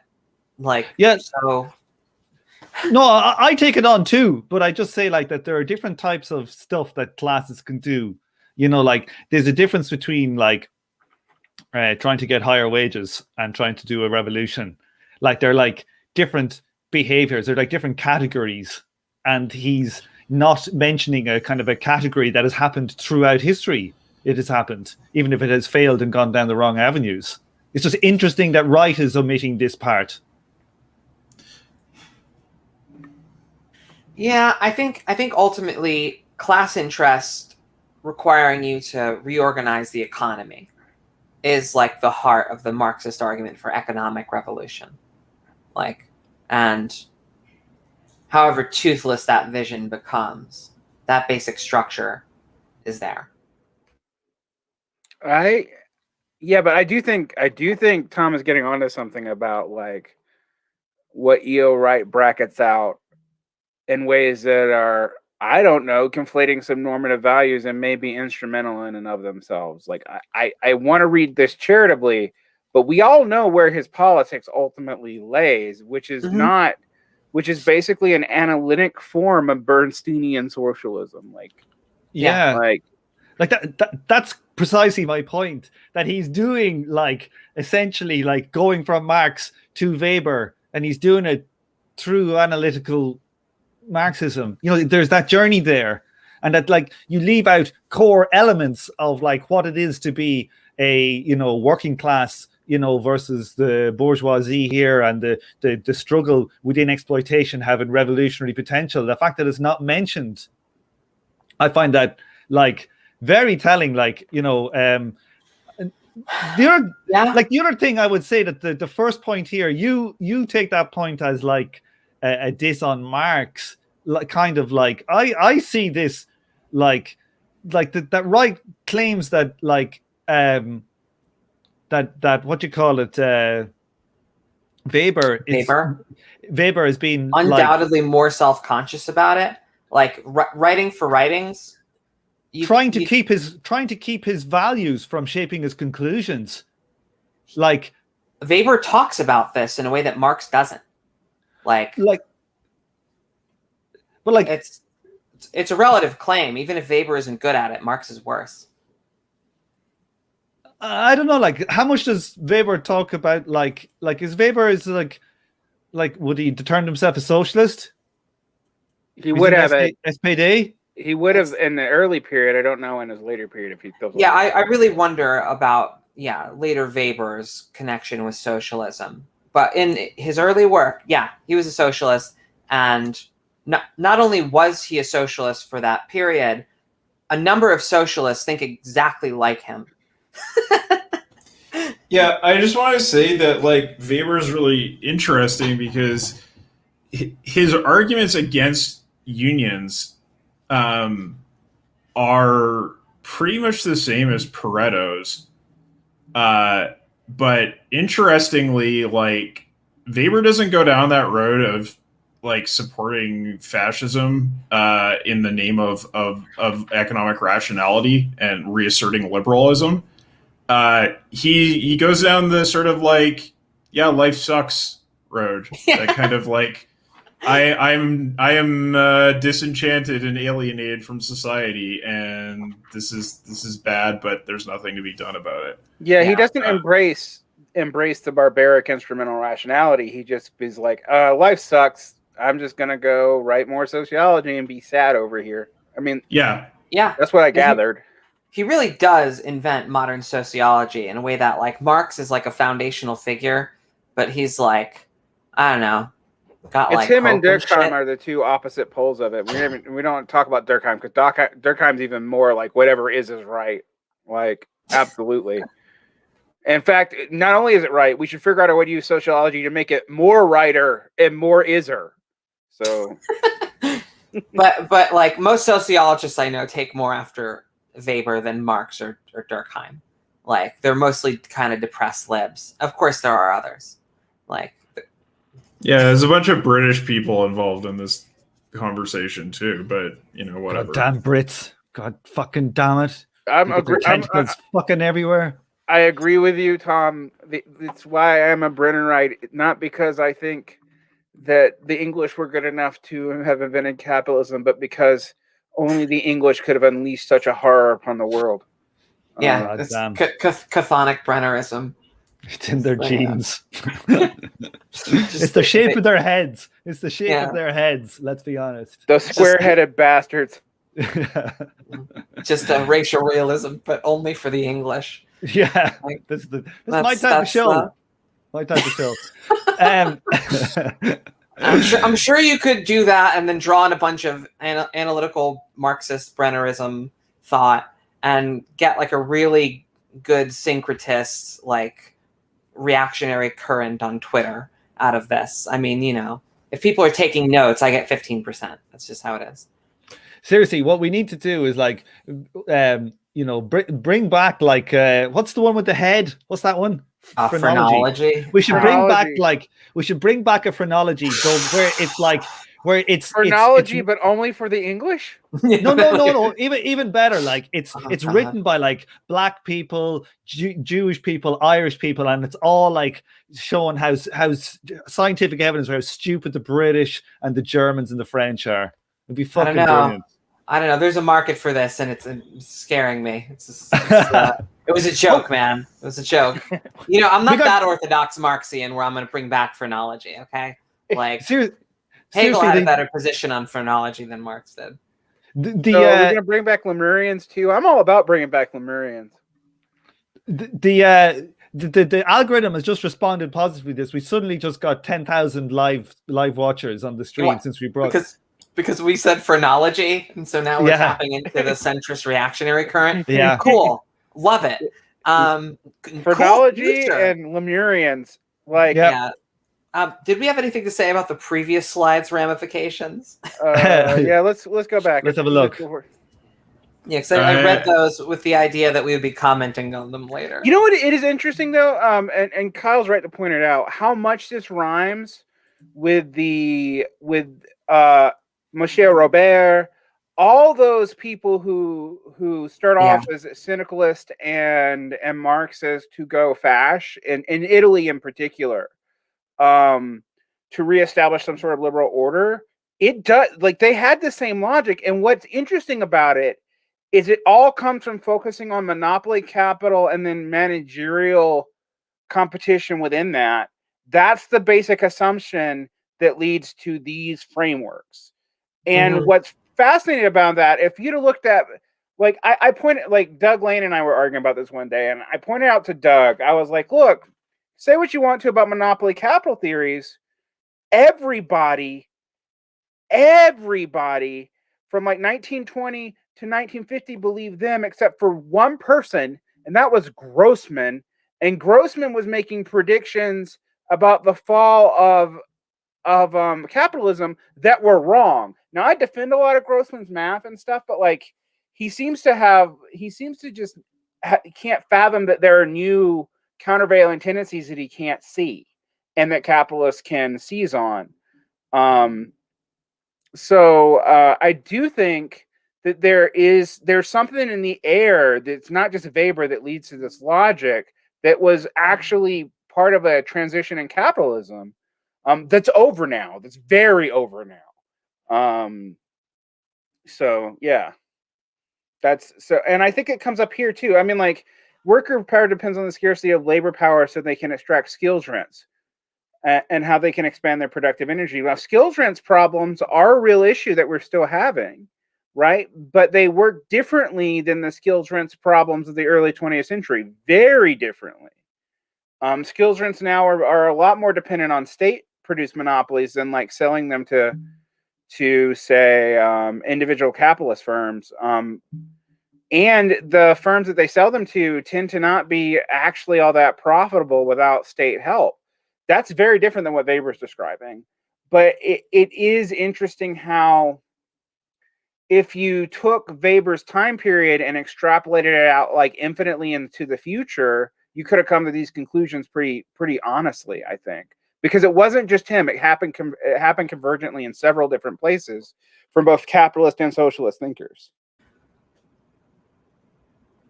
Yeah, and if you're working from Michel's Pareto and Weber is the least evil. Kyle, I think you were going to say something.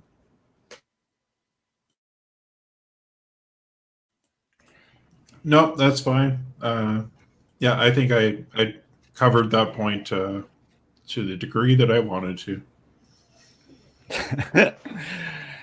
Okay, so that's the end of this one. Any final stuff on this chapter? Any overall thoughts now that we've kind of done I think this is the longest chapter by far in the book, The Shadow of Exploitation. I think so. Like I kind of, I'm going to stick by my thing that we've been talking about just at the end there about like how I think that there's kind of glaring holes or things that aren't being discussed by Wright himself, and I think we'll see this tendency throughout the book become more kind of obvious. But in this chapter, my antennas were up. That's the way I would say it. Yeah. To speak to interests one more time, is that I do think that the construction of class interests is where a lot of these potentially normative and instrumentalizing theoretical postulates are at play. But the principle itself is something that I think, pro-revolutionaries in like the political sense can work with. Because without this notion of class interest, there's really no, I don't know. It's hard to see what like Marxists are doing. Like what is in the interest of the proletariat if there isn't anything that you can like zoom in on, then like. Yeah, that's fine. Yeah. I mean, it's fine. It's totally fine. It's just he is delimiting the scope of what those interests imply. It's like you have the most limited form, which is the Weberian one, where workers have a kind of corporate interest that is self-centered, short-sighted, and ultimately self-destructive. Then you have Wright's perspective, which is no, workers can like actually bargain given the reality of exploitation to achieve a relatively better standard of living within capitalism. And you could, say perhaps there is a horizon beyond that is implied in worker interests. It's in the class interest. It's just that Wright doesn't bring it up, because what they're really doing is like agreeing on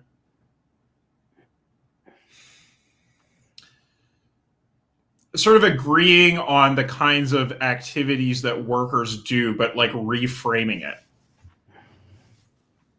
I don't know. Yeah, I mean, I think it's interesting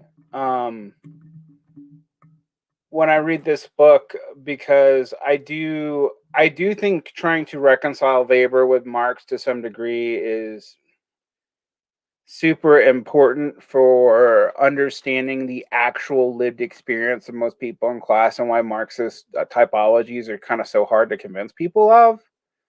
And the emergence of weirdo new, like, I feel like every 5 years I see a new weird ass class formulation that tries to get to the lived experience of now, but that completely brackets out how now is reproduced, whether it's the salariat or the precariat or the PMC or Right. the subaltern. What was it? What was Zizek's really weird one? The salaried bourgeoisie, which was particularly stupid. I mean, like, What is that? Can we talk about this, Tom? I mean, I'm sure we all have conclusions, but what are we looking at here? This is poor old Prince Philip. He's been buried today. I thought we should all wave him goodbye when we're signing out of at the end of our. All right. At the end So of our. We're nearly Is there. it just me, or I couldn't figure out if you were putting up like some Star Wars extra, some vague British Nazi allegory, or like what? Like No, looks a little like He wasn't a Stalin, Nazi. like, He was just a monarchist. right. He was there British. is a difference, right? There is a difference. Yeah. He killed Nazis. I didn't say he was a Nazi. I said I was wondering if he was putting up somebody who looked like He didn't kill Nazis. somebody from Star Wars. He didn't. All his family were Nazis. I was Did going he to kill any say of his members of the family? KKK. He fought in the killed war, Nazis right? too, so No, he didn't. I don't think so. No, he was. I thought he did. Do we have anything? Do we have anything else to say about the book? I was trying to say something, but I give up now. This is totally. Yeah, I was about to just say the D word so we can get this over with. All right. Dialectics. Okay, yeah. Well, Sorry for anyway. ruining that. I wasn't supposed to put it up there. I was trying to put it on my side, but the fucking thing opened on the wrong side, and then I was going to bring it in for the last Oh my for the God. end. That's what That's so happened. So I didn't that's mean to so distract fucking everybody. No, it's okay. I broadly agree that. Okay, Class Tom, investment. I want to, for the record, citing the great source of knowledge, Wikipedia. During the Second World War, Prince Philip, Duke of Edinburgh, served with distinction in the Mediterranean and British Pacific fleets. So he killed fascists, but not Nazis. That's Fair. Yeah, that's true, actually. There was Nazis They might have in the shot down Mediterranean. some Nazis, Yeah, but it didn't four of his sisters marry Nazis? I'm pretty sure. Yeah, I'm just saying, I'm talking about him. That's all. Yeah. He didn't marry the So Nazis. there could be different flavors of reactionary. Let's move on. Yeah. It's just like everybody on fucking woke Twitter is like, oh, he was a Nazi. It's like, it's not true. No, he Different wasn't a reactionaries Nazi. exist. But your deep Canadian royal cuckism is coming out, Kyle. Fucking right. Fuck this. No, I hate him, Can't but fucking- I hate people who are just like, everyone is a Nazi even more. Well, yeah. I mean, there's a special Alright. place in left non-existent hell for everyone who's called everyone a Nazi too much. Everyone who's called everyone, I don't know, like. Don't This we is a all hill- go to? Don't we It's all the go fucking to? hill I'm gonna die on. It's the fucking hill I'm gonna die on. He was a Nazi. Oh, Not yeah, anymore. Kyle. He was a Nazi. Let's even the score. He was a Nazi.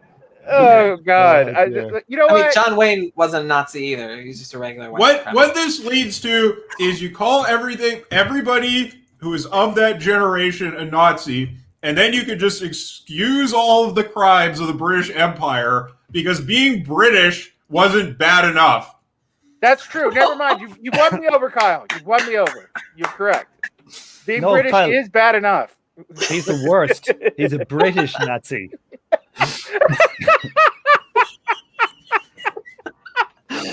All right, points about class interests are officially deferred to next. Okay. I was still hoping that I could like leap in there somehow. Nope, it's over. It's over. over. Let's go. We'll see over. us all next week. We're going to hit chapter, or whenever we reconvene, hopefully next week or Prob- 2 weeks' time. 2 weeks. Probably 2 2 weeks. weeks. Take a break. 2 weeks. Yeah.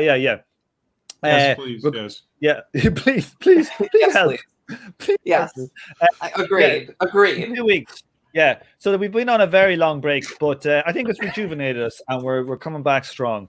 And I'll see us all next fortnight, and I might see some of you tomorrow for the other reading group, and we'll sign off. End broadcast. So long. Oh, thanks everybody in the chat. All the usuals given out about royal pedophiles and permaculture. The normal stuff in the chat. Yeah. What about in a number of years when they make us do moment of silence for pedophiles?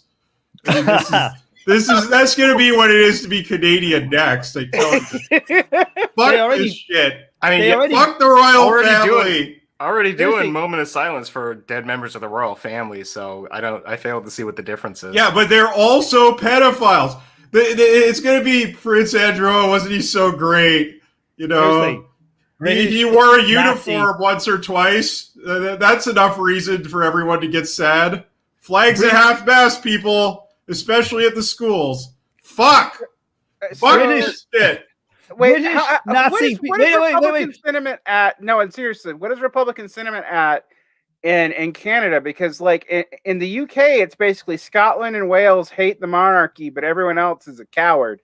So No, we're all cowards. We're all cowards. Yeah. There's basically nothing. It's I hate it. Pranks. Seriously, We're too worried about COVID. We can't fuck around with this. You know, getting the bloody royals out of the public broadcasting of the newspapers and everything. Well, that's fair. I mean, you didn't. Yes, I don't know. Finish the War of 1812. That's all I'm gonna say. That's how I always end this. Bye. Bye.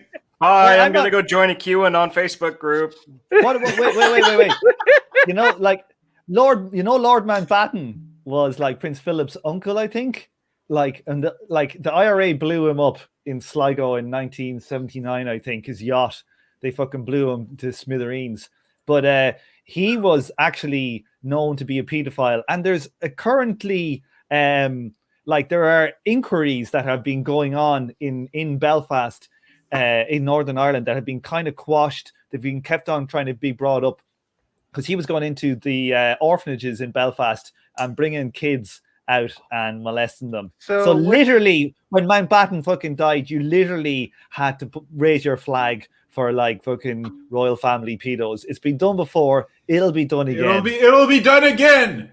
Even in the full light of modern media controversy, it'll be done again. So The Damned is a documentary, but not about a German industrial family, but about the British royal family. Got it. You heard it. Check your law and have a good evening.